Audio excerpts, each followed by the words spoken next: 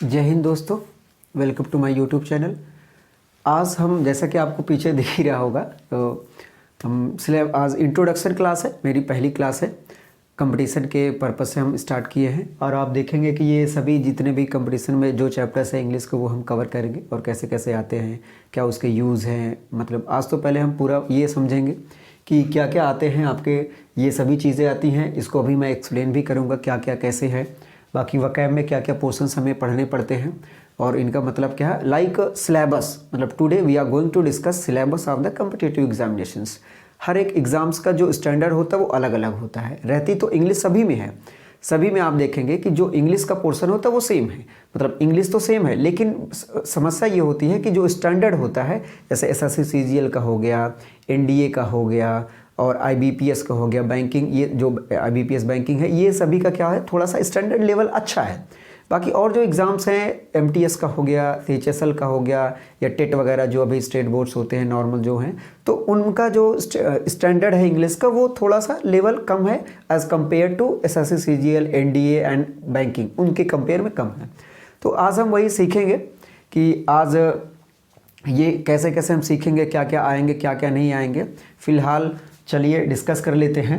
देखिए, सबसे पहले हम देखेंगे कि टेंस, और आपको पता ही कि टेंस के कितने पार्ट्स होते हैं। एज आई थिंक ये सभी को पता होगा जो भी कंपटीशन की तैयारी कर रहा है। फिर भी being a first class, being a first time, पहली बार होने का मतलब है कि क्लास को स्टार्ट करने का मतलब है कि शुरू से एकदम बेसिक से हाँ ये चीज़ें होती हैं, ऐसे ऐसे हम पढ़ेंगे, कैसे क्या, मतलब इट्स अ प्लानिंग, हमें कैसे how to get to ahead, कैसे हमें आगे चलना, ये सब चीज़ें। सो टेंस पढ़ेंगे और उसके बाद टेंस के जो टाइप्स होते हैं वो तो आपको पता है, वो भी और अच्छे से मैं एक्सप्लेन भी करूँगा, थोड़ा सा एडवांस टाइप का, जैसे एज ए कंपटीशन में होता है। नरेशन में देखिए इसमें क्या पोर्शन होता है कि हम सीख पाते हैं कि डायरेक्ट से कैसे इनडायरेक्ट बनाना होता है। इसमें से हमें बनाना है जैसे इनडायरेक्ट, ये होता है इसमें। और वॉइस में आप देखेंगे कि एक्टिव वॉइस से पैसिव, एक्टिव से पैसिव बनाना होता है। हालांकि ये उल्टा भी होता है, मतलब डायरेक्ट से इनडायरेक्ट, इनडायरेक्ट से डायरेक्ट होता है, फिर एक्टिव से पैसिव, पैसिव से वही तो है आपका ट्रांसफॉर्मेशन। पार्ट्स ऑफ स्पीच में आप देखेंगे कि काफ़ी पोर्शन है, इसको हम आगे कर लेते हैं। इसमें आप देखेंगे जैसे आपका नाउन हो गया, प्रोनाउन हो गया, वर्ब, एडजेक्टिव हो गया, एडवर्ब, प्रीपोजिशन,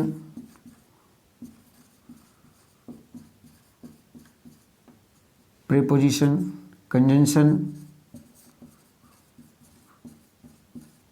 इंटरजेक्शन,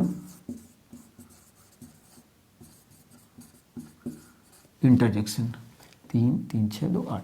पहले तो ये ना हुआ करता था, ये जो आर्टिकल्स हमने यहाँ लिखा है वो एक्सक्लूडेड था, लेकिन इंक्लूडेड था, अभी इसको एक्सक्लूड कर दिया गया है। तो इतना हम सीखेंगे, मतलब पार्ट्स ऑफ स्पीच में ये हमें पढ़ना होगा। एक नाउन पढ़ना है, pronoun, verb, adjective, adverb, preposition, conjunction and interjection, ये सभी चीज़ों को हमें देखना है आराम से। अब मतलब स्टेप बाय स्टेप हम चलते रहेंगे। और आर्टिकल्स, आप आर्टिकल्स में देखेंगे इसमें 2 आर्टिकल्स आप पढ़ेंगे। एक होता है, इसको यहाँ नहीं, मैं यहाँ अगर कर दूँ, यहाँ आप समझे कि एक तो डेफिनिट आर्टिकल और दूसरा जो आप देखेंगे दूसरा होता है इनडेफिनिट आर्टिकल। इनडेफिनिट आर्टिकल, ठीक। तो ये आर्टिकल्स का हो गया, डेफिनिट आर्टिकल और इनडेफिनिट आर्टिकल हम देखेंगे। स्पेल चेक क्या है, इसमें जैसे एक वर्ड्स रहते हैं, उसकी जो स्पेलिंग होती है वो गलत होता है, उसी को हमें चेक करना पड़ता है क्या वो स्पेलिंग सही है। वो एक स्पेलिंग देंगे, 4 ऑप्शन देंगे, इसमें पूछा जाता है कि कौन सा ऑप्शन सही है इंग्लिश का, मतलब कौन सा स्पेलिंग सही है। जिसका स्पेलिंग सही होगा वही हमारा ऑप्शन होगा, that will be the answer, वो हमारा आंसर होगा। सेंटेंस रीअरेंजमेंट का मतलब होता है कि वो एक सेंटेंस होगा, 2-3 सेंटेंस रहते हैं, वो स्कैटर, वो डिसऑर्डर में होते हैं, हमें उसे ऑर्डर कर में एक पैराग्राफ बनाना होता है। उसे इस ऑर्डर में रखा है, इस कदर ऑर्डर में रखना होता है जैसे वो कोई अच्छे से एक मीनिंग दे पाए। एक मीनिंगफुल हमें सेंटेंस बनाना होता है, एक पैराग्राफ बनाना होता है, 2-4 सेंटेंसेस मिला के, तो सीक्वेंस में रखना होता है। वो हमें उसी को कहते हैं हम सेंटेंस रीअरेंजमेंट और स्पॉटिंग एरर। स्पॉटिंग एरर का मतलब एक तो सेंटेंस दे दिया जाएगा और उस सेंटेंस में के कई पार्ट्स होते हैं, ए बी सी डी करके, जनरली चार ही होते ही हैं, जनरली रखे ही जाते हैं, और लास्ट में जो डी होता है नो एरर या ऐसे ही लिखा होता है। तो आप समझेंगे कि A B C D part में हमें ये चेक करना पड़ता है कि जो स्पॉटिंग एरर है वो किस पार्ट में है। आपका ऑप्शन भी 4 होता है, ए बी सी डी, तो जिस पार्ट में, मतलब जिस पार्ट ऑफ द सेंटेंस में एरर होता है उसी को हम सेलेक्ट कर देते हैं, that will be the right answer, जिस पार्ट में एरर होगा ये होता है। ट्रांसफॉर्मेशन में, हाँ, ट्रांसफॉर्मेशन की अगर हम बात करें तो ट्रांसफॉर्मेशन में देखिए आप क्या क्या चीज़ें इंक्लूड करती हैं। देखिए पहला तो ये कि आप ये देखेंगे डायरेक्ट से, जैसे नरेशन का पोर्शन आएगा इसमें, मतलब जब इसको हम पढ़ेंगे तो समझिए कि हमारा रिवाइज भी हो जाएगा, हालांकि हम चीज़ें धीरे धीरे करते रहेंगे। इसमें आएगा आपका डायरेक्ट से इनडायरेक्ट और इनडायरेक्ट से डायरेक्ट, और वाइस होता है एक्टिव से पैसिव और पैसिव से एक्टिव, ये है ट्रांसफॉर्मेशन। और आप देखते हैं ऐसे जो सेंटेंस होते हैं, जैसे सिंपल सेंटेंस से, सिंपल से किस में बना दिया जाता है, कंपाउंड में, और कंपाउंड से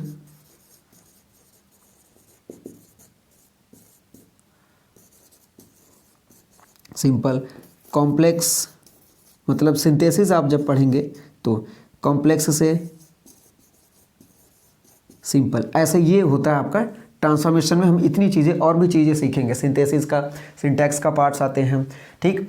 और अनसीन पैसेज, अनसीन पैसेज क्या है, अनसीन पैसेज में एक पैराग्राफ आपको दे दिया जाएगा, उस पैराग्राफ का 2-4 क्वेश्चन उसमें से पूछे जाते हैं और उस क्वेश्चन के जवाब, उस क्वेश्चन का आंसर उसी अनसीन पैसेज में ही होता है, उसी पैसेज में छुपा होता है, उसी को हमें पढ़ के निकाल के पता करना होता है, फिर हमें आंसर देना पड़ता है, ये इसका क्या होगा, आंसर होगा।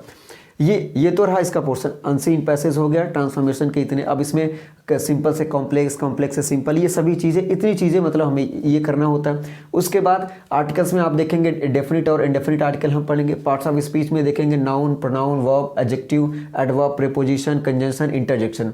और नरेशन में आप देखते हैं कि डायरेक्ट से इनडायरेक्ट बनाना और इनडायरेक्ट से डायरेक्ट, वही चीज़ें जो ट्रांसफॉर्मेशन में, मतलब फिर से रिवाइज हो जाएगा। टेंस जितने टाइप्स के होते हैं उसको हम डिस्कस करेंगे। प्रेजेंट इंडेफिनिट टेंस का कहाँ पर अच्छे से इस्तेमाल होता है, पास्ट इंडेफिनिट का टेंस कहाँ अच्छे से इस्तेमाल होता है, मतलब अच्छे तरीके से 1 by 1 हम सीखेंगे। अब बात कर लेते हैं हम वोकैबुलरी का। वोकैबुलरी का बहुत ही दमदार इसका जो पकड़ होती है, चूँकि अनसीन पैसेज आप तभी अच्छा कर पाएंगे जब आपकी वोकैबुलरी बहुत अच्छी हो। वोकैबुलरी का मतलब ये है कि जो वर्ड्स पावर होते हैं वो आपको मेंटेन होना चाहिए।